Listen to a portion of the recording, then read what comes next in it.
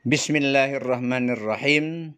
Innal hamdalillah wassalatu wassalamu ala Rasulillah wa ala alihi wa ashabi wa mawalah la haula wala quwata illa billah.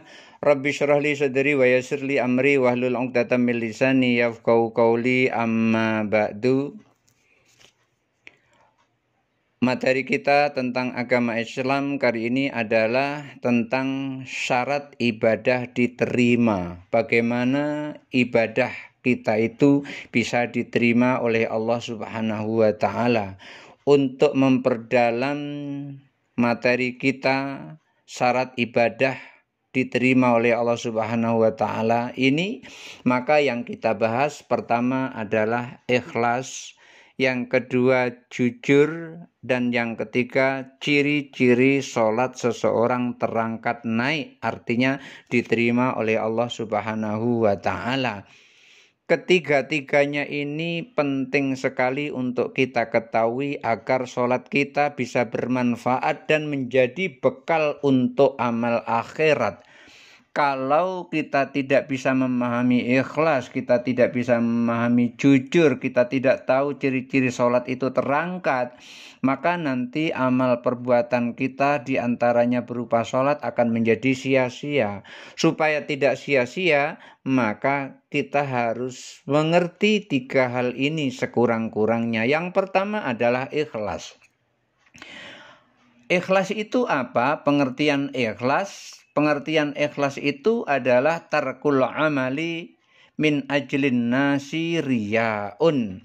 Yang disebut dengan ikhlas itu adalah ketika seseorang yang meninggalkan perbuatan karena manusia itu adalah riya, karena tidak jadi beribadah karena manusia itu namanya riya.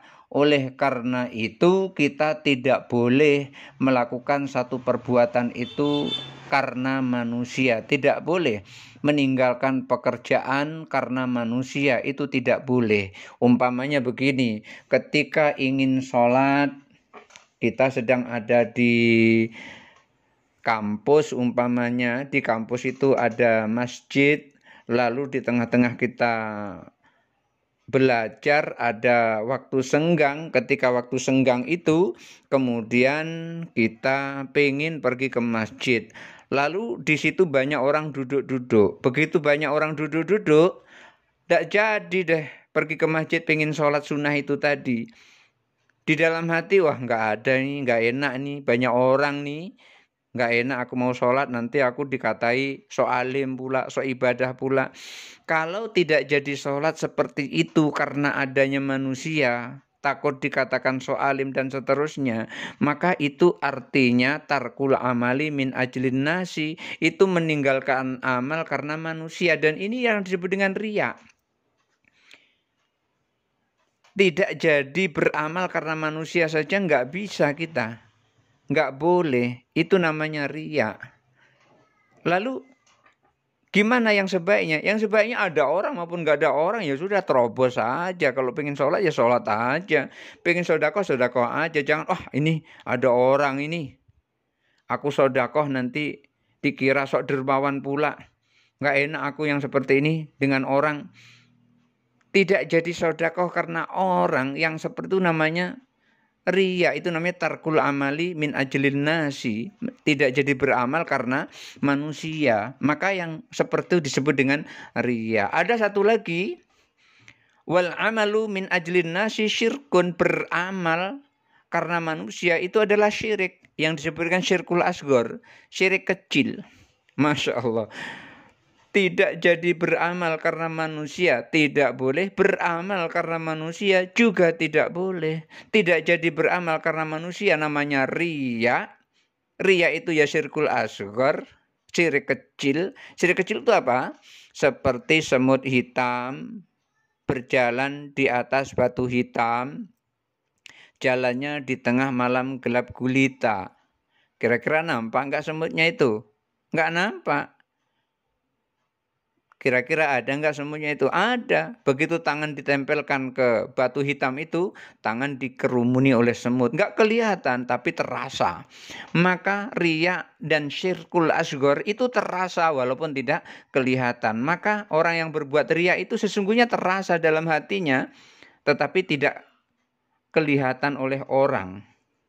Nah, karenanya beramal karena manusia tidak boleh, namanya riya. Beramal tidak jadi karena manusia juga nggak boleh, namanya riya juga, syirkul asghar. Jadi riya yang dimaksud adalah syirkul asghar, syirik yang dimaksud adalah syirkul asghar, yaitu riya juga. Jadi orang beramal karena manusia namanya syirik, orang tidak jadi beramal karena manusia namanya riya. Kedua-duanya tidak boleh, akan merusak amal manusia. Oleh karena itu jangan beramal, jangan beribadah tujuannya adalah untuk dilihat orang, untuk diwahkan orang, untuk dipuji orang. Dan pula jangan tidak jadi beramal karena takut dipuji orang, takut diwahkan orang. Biasa-biasa saja. Semuanya itu diserahkan kepada Allah. Beramal karena Allah, tidak jadi beramal karena Allah.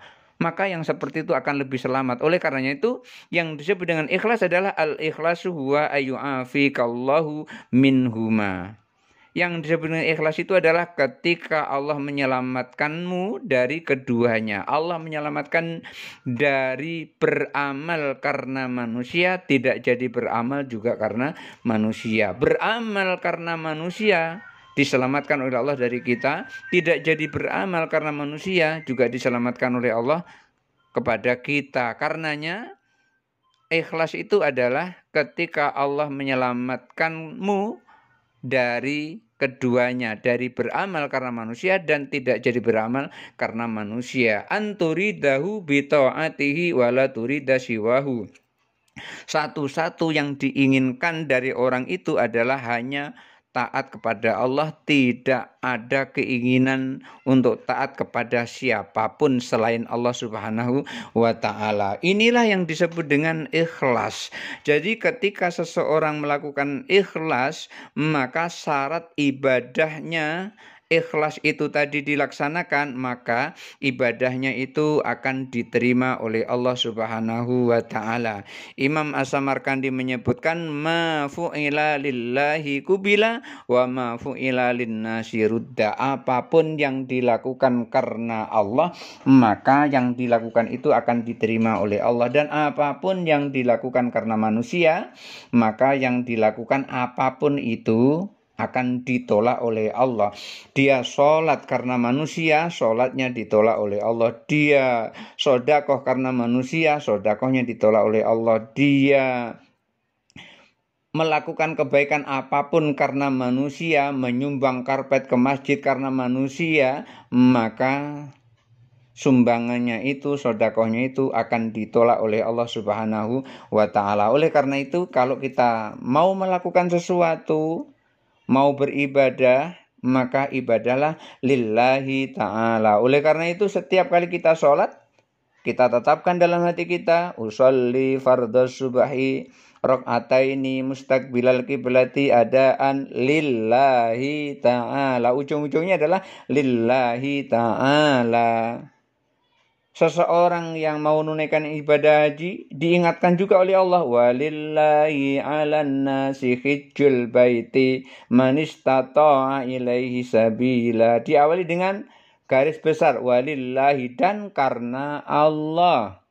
Hijjul baiti, menunaikan ibadah haji ke Baitullah. Man istata'a, bagi orang yang telah diberikan kemampuan oleh Allah, ilaihi sabila, itu untuk menempuh jalan menunaikan ibadah haji itu. Jadi haji yang dilakukan, ujung-ujung dari niatnya itu adalah nawaitul hajja lillahi ta'ala, nawaitul umrata lillahi ta'ala. Semua yang dilakukan adalah lillahi ta'ala. Ketika seseorang melakukan semua perbuatannya itu adalah lillahi ta'ala, maka perbuatannya itu disebut dengan ikhlas.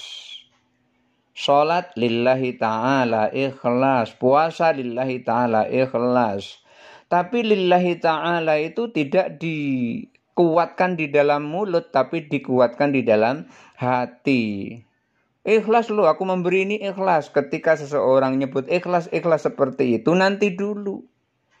Hatinya ikhlas apa tidak? Ketika hatinya begitu memberi supaya dilihat kepada orang, yang tahu adalah dirinya sendiri. Jadi ikhlas itu yang tahu hanya dirinya sendiri. Orang lain tidak tahu ikhlas itu.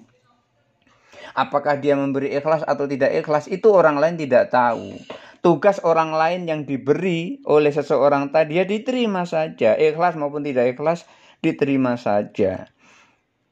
Lalu orang yang memberi ikhlas tidak, itu urusan dia kepada Allah. Hatinya ikhlas atau tidak, itu kepada Allah. Maka ikhlas itu adalah kaitannya dengan hati, bukan kaitannya dengan perbuatan anggota tubuh kita. Nyebut ikhlas loh, ikhlas aku ini ikhlas. Tapi hatinya yang diharapkan bukan Allah. Yang diharapkan adalah pujian manusia. Yang diharapkan adalah angkatan. Artinya sesuatu yang bisa mengangkat dari manusia itu sendiri. Umpamanya biar naik jabatannya, atau biar dikatakan seorang yang dermawan. Itu semuanya karena manusia, bukan karena Allah. Selain ikhlas yang harus kita ketahui agar ibadah kita itu diterima oleh Allah, maka kita juga harus tahu di dalam ibadah itu harus ada jujur. Jujur dalam ibadah itu sangat penting. Karena seseorang yang ketika beribadah tidak jujur, maka dia berada dalam kerugian. Jujur itu apa? Jujur itu wasidqu yatahaqqaqu bitahaqquqi jamil maqamati wal ahwali. Namanya jujur itu adalah menempati kedudukan perbuatan itu, zahir dan batinnya sama. Ketika seseorang mengatakan ikhlas, mulutnya dan hatinya sama. Tidak ada di dalam hati terdetak sesuatu yang lain. Maka jujur itu di dalam ibadah kedudukannya lebih tinggi daripada ikhlas. Ketika seseorang beribadah dan ibadahnya jujur, maka orang jujur dalam ibadah tidak perlu lagi ikhlas. Kenapa tidak perlu ikhlas?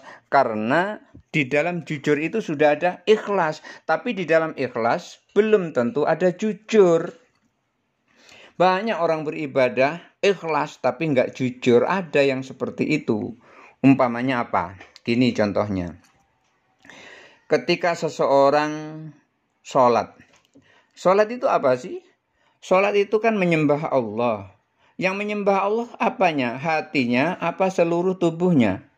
Seluruh badannya, seluruh anggota tubuhnya. Maka orang yang sholat itu sesungguhnya adalah hatinya dan seluruh anggota tubuhnya. Oleh karena itu sholat tidak sah kalau tidak berwudu. Berwudu itu yang dibasuh apa? Ya anggota wudu. Anggota wudu apa? Ya anggota tubuh. Muka, kedua tangan sampai ke siku. Kemudian membasuh atau mengusap kepala. Udah itu membasuh kaki. Jadi ada 6 rukun wudhu itu yang harus dipenuhi. Yang lainnya itu adalah sunnah. Dan sunnah itu ya sebaiknya untuk dilaksanakan. Seperti umpamanya ketika mau berwudhu niat dulu. Nawaitul wudhu'a li raf'il hadasil asghari lillahi ta'ala.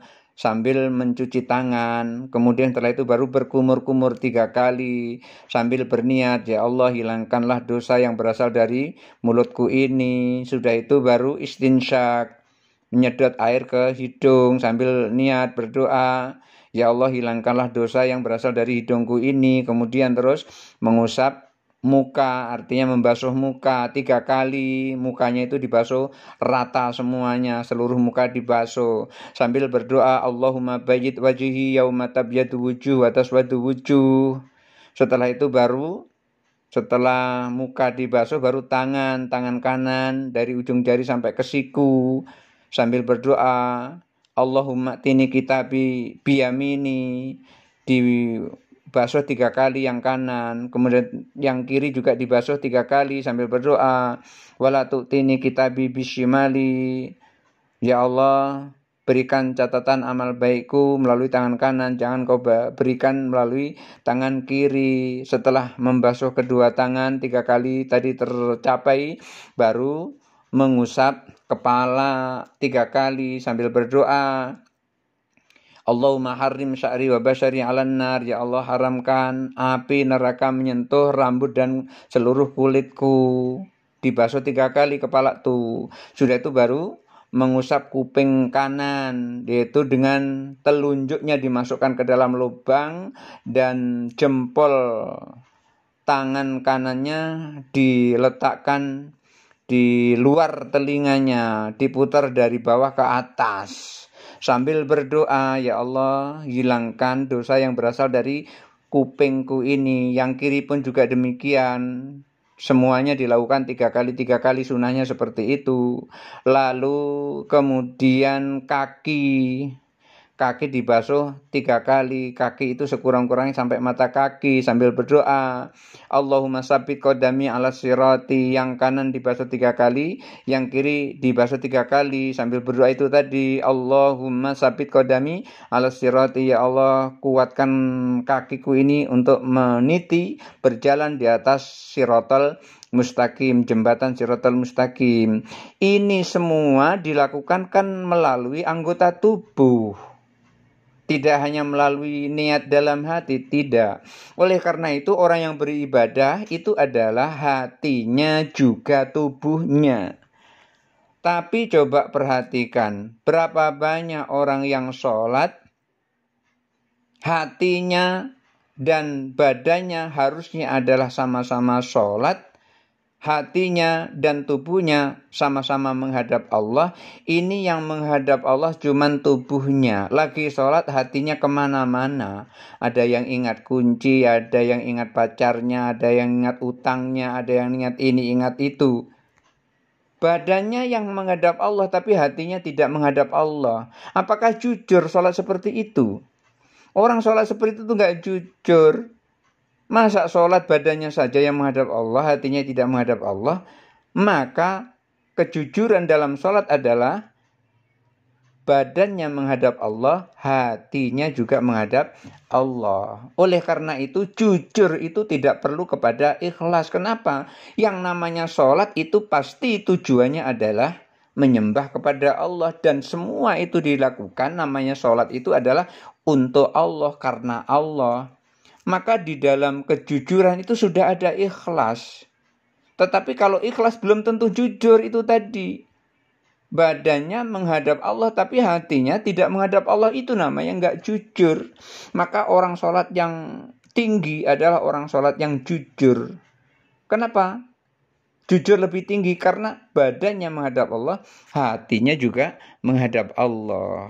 Inilah perlunya kita bisa mengetahui jujur. Jujur itu luar dan dalam sama. Ketika saya tanya, kamu waktu menjawab soal itu membuka yang lain atau murni bersumber dari otakmu? Lalu jawab, iya.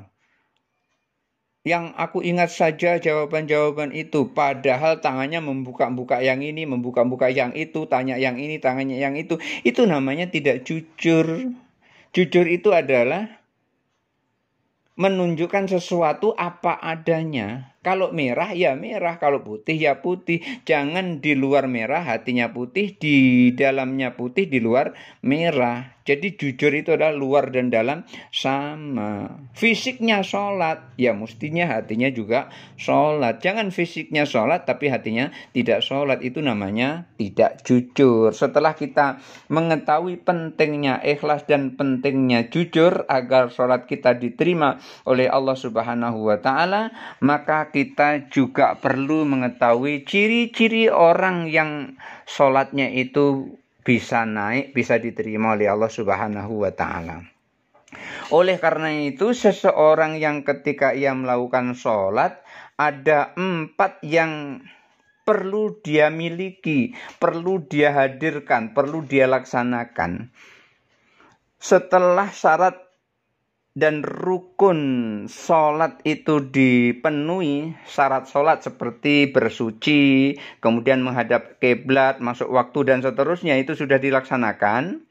Kemudian rukun sholat yang 13 itu mulai dari niat takbiratul ihram sampai kepada salam itu sudah dilaksanakan. Itu namanya sholat yang secara fikih itu sah karena semuanya sudah dilakukan. Tapi sholat yang sah tadi diterima atau tidak diterima oleh Allah. Oleh karena itu perlu dicari ciri-ciri orang yang sholatnya itu diterima, ciri-ciri orang yang sholatnya itu terangkat naik. Maka orang yang sudah memenuhi syarat dan rukun sholat seperti itu, ada tambahan lagi supaya sholatnya itu naik. Dan 4 hal ini tidak boleh dilepaskan pada saat orang melakukan sholat. Apa 4 hal itu? Yang pertama adalah hudurul qalbi, hatinya hadir. Ketika seseorang sholat hatinya hadir, itulah namanya sholat jujur. Ketika seseorang yang melakukan sholat kemudian hatinya hadir juga ikut sholat, itulah disebut dengan sholat yang jujur. Maka ketika dia sholat hatinya tidak hadir, itu sholatnya tidak jujur. Bagaimana mungkin sholat itu akan naik kalau hatinya tidak jujur, badannya saja yang sholat tapi hatinya tidak sholat. Oleh karena itu orang yang sholat perlu menghadirkan hati pada saat sholat itu. Hatinya ditarik dihadapkan kepada Allah. Yang kedua yang perlu diperhatikan untuk orang yang sholat agar sholatnya terangkat di hadapan Allah, naik ke hadapan Allah adalah syuhudul akli. Akalnya sadar. Jangan sholat dalam keadaan akal tidak sadar. Ketika akal tidak sadar maka menjadi lupa. Jangan sholat dalam keadaan lupa. Maka orang yang sholat dalam keadaan lupa itu termasuk afatun, bencana. Oleh karena itu orang yang mabuk tidak boleh sholat. Kalau dia dalam keadaan mabuk jangan dekati sholat. Wala taqrabus sholata wa antum sukaro. Jangan kamu dekati sholat sementara kamu dalam keadaan mabuk. Oleh karena itu orang mabuk itu hilang akal, akalnya nggak ada. Maka orang yang sholat akalnya harus sadar kalau dia sedang sholat. Kalau sholat akalnya tidak sadar kalau dia sedang sholat, maka sholatnya akan menjadi sia-sia. Berikutnya yang harus dipegang oleh orang yang sholatnya agar terangkat di hadapan Allah adalah khudu'ul arkani. Rukun-rukun sholatnya itu harus dipatuhi. Jangan sholat seenak-enaknya, jangan sholat semau-maunya. Jadi rukun sholatnya itu diikuti. Sholat diawali dengan niat, ya niat. Niatnya bareng dengan takbiratul, ya diletakkan niat itu bareng dengan takbiratul ihram. Artinya begini, ketika ia sholat subuh, takbiratul ihram, Allahu Akbar. Jadi ketika menyebut Allahu Akbar itu langsung masuk niatnya. Di dalamnya ada usolli fardhu subhi raka'ataini mustaqbilal qiblati adaan lillahi ta'ala. Oleh karena itu ketika takbiratul ihram jangan cepat-cepat, jangan Allahu Akbar. Kapan meletakkan niat yang seperti itu?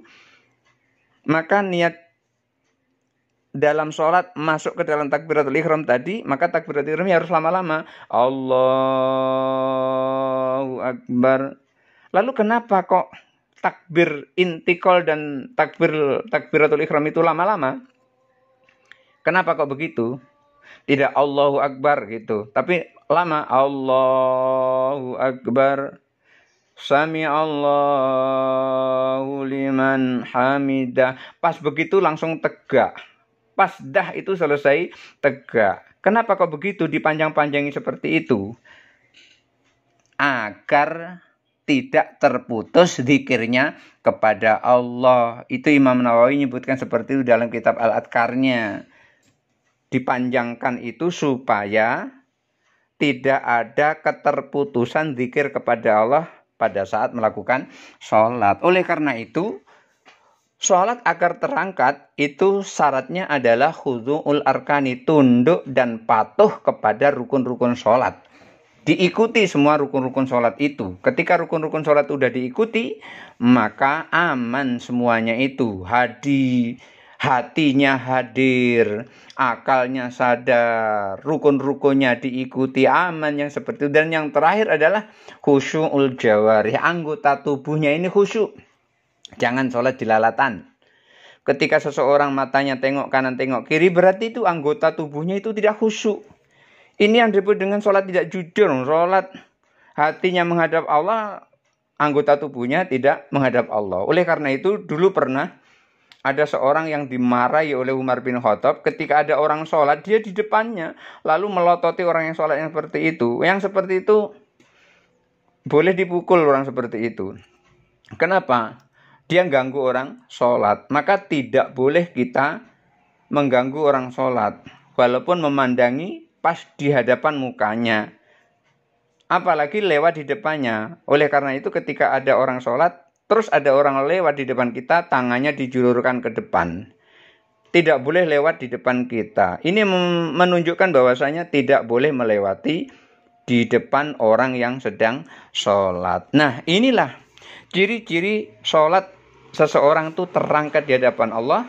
Yang pertama adalah hatinya hadir, yang kedua akalnya sadar, yang ketiga tunduk dan patuh pada rukun-rukun sholat, dan anggota tubuhnya itu khusyuk, tidak boleh toleh kanan toleh kiri, gerak kanan gerak kiri, dan seterusnya. Mudah-mudahan ada manfaatnya.